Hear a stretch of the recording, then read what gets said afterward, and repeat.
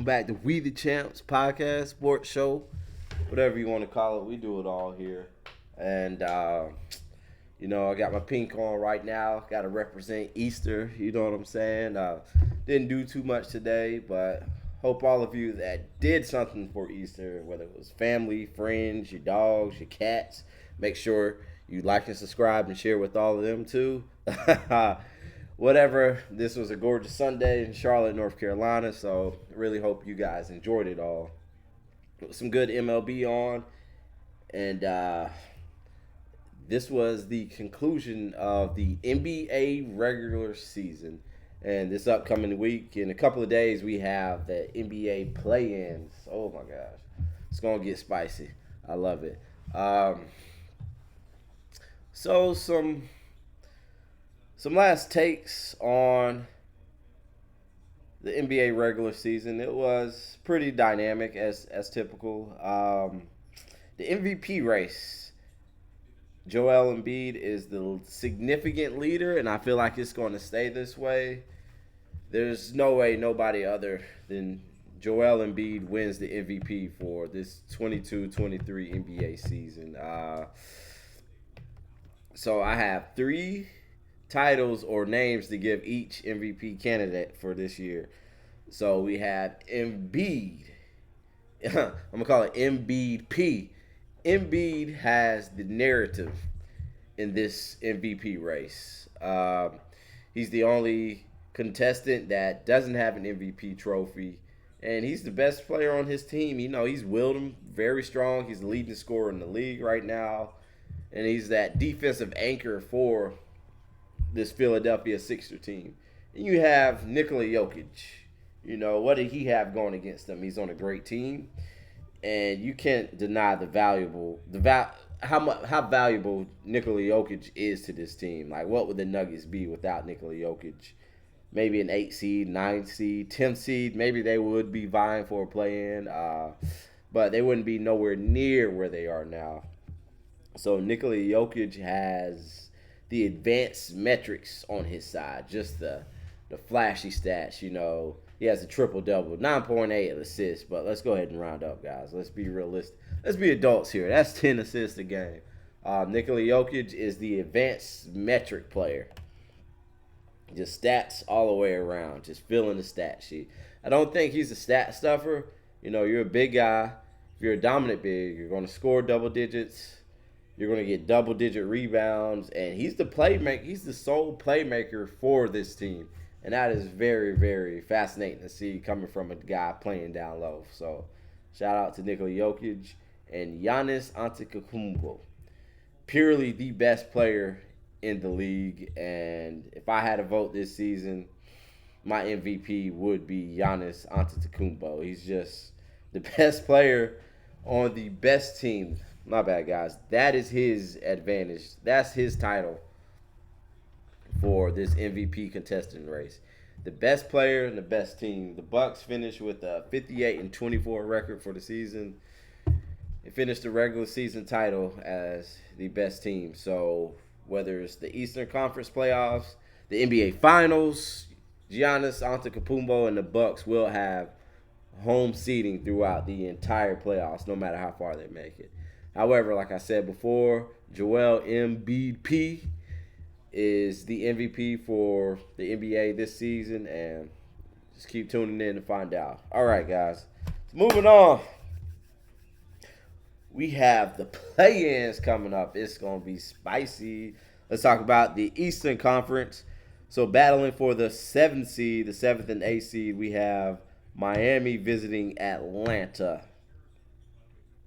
The spread has Atlanta as the favorite, -5. Hold on, let me double check this, guys. Hold on a quick second.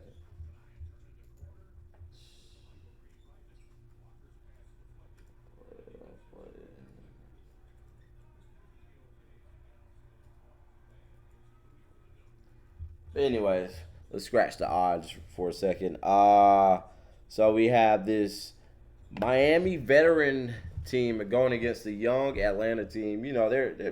They're fairly vets and whatnot, but there was a lot of dysfunction with the Atlanta Hawks. I know they fired their coach.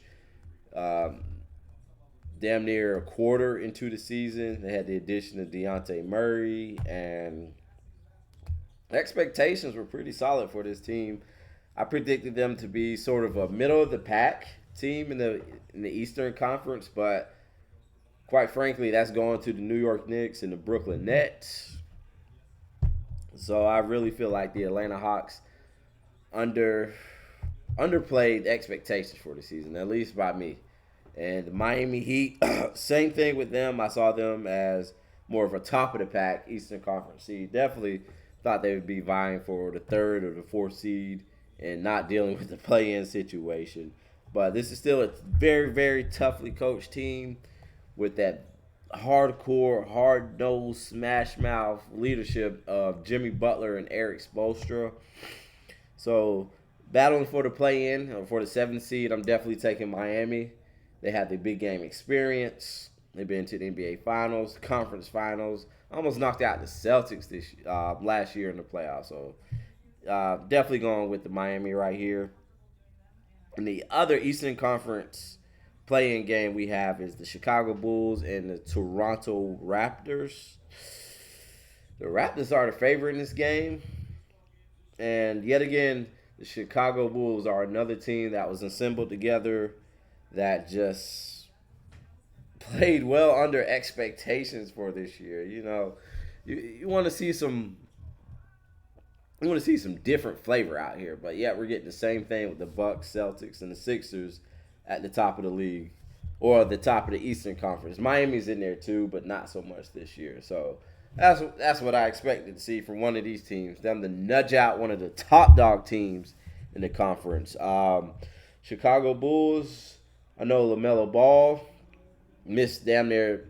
LaMelo Ball missed the entire season for this year. So, and to them, apparently he's a big impact player. You know, everybody has their value to the team, but I see the Chicago Bulls just having a talent upside in this matchup against Toronto. And I'm definitely taking Chicago to win this play-in game and knocking Toronto and sending them home. And Chicago will have Atlanta in that next Eastern Conference matchup. Now let's go to the Wild Wild West, baby. So, the first matchup for the 7th seed, we're going to have the Wolves and D'Angelo Russell with the Lakers playing his old team. If you guys saw what I saw today, we're definitely taking LA in this one. We have the rejuvenated LeBron dropping 30-plus points a game, healthy. We have Anthony Davis taking that leadership role for the Los Angeles Lakers, healthy. A lot of young athletic pieces, and Rory Hachimura, Jared Vanderbilt, D'Angelo Russell on the perimeter, a guy that can make some shots. The Lakers are coming.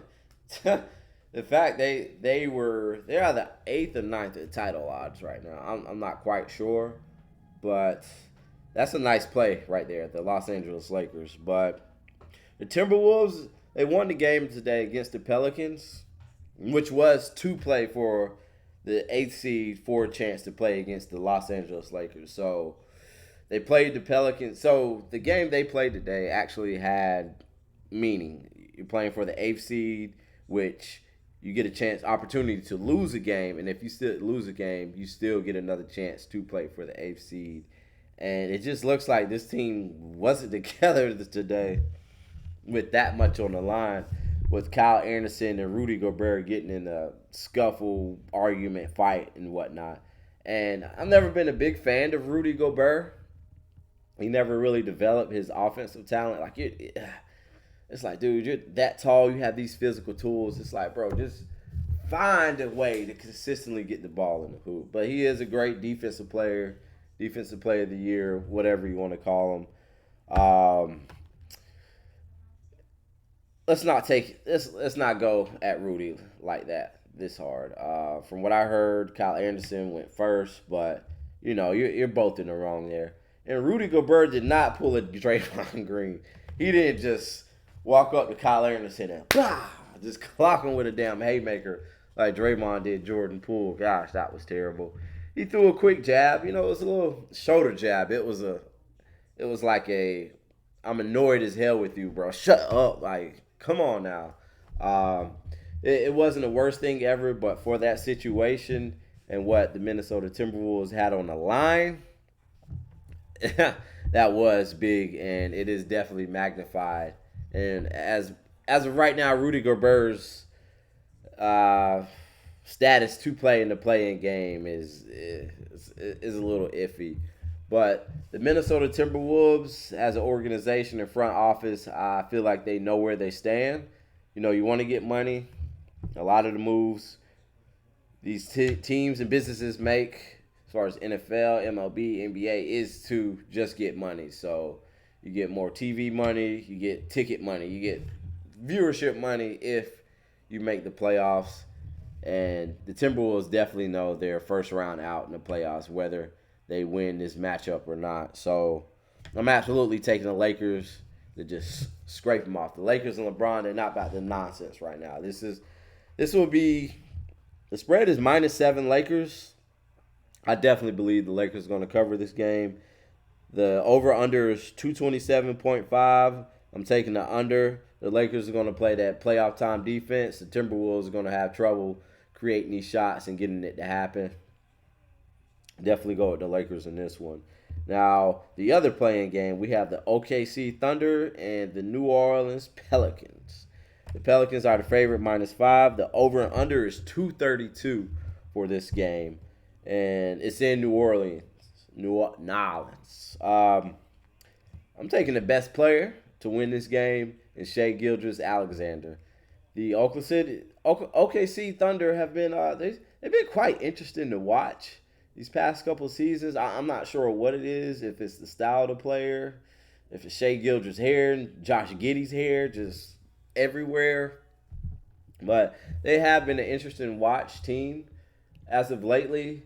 And with Chet Holmgren, hopefully he heals up, comes back 100%, and can really have a huge impact on the improvement of this team next season. But I like the best player in this team, or best player in this game being Shai Gilgeous-Alexander, to take out the Pelicans in this playing matchup and send the Pelicans home. Then we'll have a future matchup of the OKC Thunder and the Minnesota Timberwolves playing for the 8th seed in the playoffs. Over-under is 232. I'm taking the over 232. And definitely, like I said, the Thunder for the money line in this game. All right? And something else I wanted to touch on in the NBA this season is load management. Now, load management has been a thing for the past couple seasons. It's guys sitting out games and whatnot. It's like, oh, man, you know, you bring your kid to the game, blah, blah, blah, and then you figure freaking Jason Tatum's not playing. Dude, let me tell y'all, I do jiu-jitsu and play basketball. That's my primary two workouts, staying in shape things, activities, hobbies I do, and lifestyles. Man, basketball is tough. The NFL is tough. You're more likely to get just dings and dongs throughout your body. But the NBA, dude, that's a lot of sprinting, jumping, just working your core and all the above. 82 games, 82 48-minute games a season. When you're trying to play for a postseason, so extra games. That's a lot on the body, the legs. Like, I play 4 10-minute games on Wednesday, Friday morning. Dude, I'm just walking like a damn cowboy, like, trying to stick it to it. After looking at it, load management with just health and training and everything, getting smarter, I feel like they can nuke down on the load management a little bit, but it's not the worst thing. 82 games is a lot, like I said. That's tough. And just really think of older players. LeBron, he's defying time, but time eventually is going to catch up with LeBron. Nobody beats Father Time. So players 35, 34 plus taking games off, yes, I absolutely agree. I mean, how many times do we see these guys get injured because they possibly didn't take time off? Like, we want to see KD in the playoffs, you know? We want to see LeBron in the playoffs, and just think of those times where those guys were missing, and just picture a situation where it's like, okay, if AD did take off that back-to-back Tuesday night game in freaking March against the Charlotte Hornets, maybe he would have been good. Who knows? But we would rather play the odds in their favor of them showing up. And then when it comes to playoff time, there's no asterisk on the championships. There's no asterisk on this team winning this series. No, we got to see the players in the tip-top shape, healthy, play against each other. So load management, let's just manage it a little bit. But, hey, by all means, take that rest if you have to. Because, damn, I know my legs be tired. I know y'all legs be tired. All right? Okay, moving on. So in the NFL, there was a dynamic free agent signing that occurred. The Baltimore Ravens signed Odell Beckham. That's big time. It's so weird. All this is going on right now, and the Ravens finally signed a big time wide receiver, free agent wide receiver to bring to the Ravens. They never did that. They bought other guys in that have, I don't want to say has-beens, but are well past their prime, and more so or about 2.5 or number 3 wide receivers. But you bring in Odell Beckham when Lamar's halfway out the door. So this is really interesting. So Odell signs an 1-year, $18 million contract, but that's $18 million with incentives and $15 million guaranteed. So guaranteed money. So as far as with Odell, I don't believe he's the number 1 wide receiver like he was before. He's a 2+. I'm gonna call Odell a 2+ wide receiver at that moment. He can make the dynamic plays and he can get you what you need. However, he's not on the level of a Tyreek Hill, Jefferson, or Chase, or I'm not even gonna say he's a DJ Moore or CeeDee Lamb as of right now, but he's definitely a good wide receiver in this league. It's really interesting. I didn't quite know Odell's market value. I felt like he was more so a 1-year, $8 million contract wide receiver, or a multi-year annual salary of $7 or $8 million. But he hit it pretty nicely with this $15 million guarantee for the Ravens, and I feel like this is definitely a great bargain deal because it's only a 1-year contract. It's like, okay, all right, we're working with you this season. Let's make it happen. And I believe this signing is definitely showing implications of the Ravens trying to bargain better with Lamar Jackson. Now, I don't think Lamar is going to get that $250 million guaranteed, but maybe we see Lamar get something in the terms of a $48 million with $190 million guaranteed. Uh,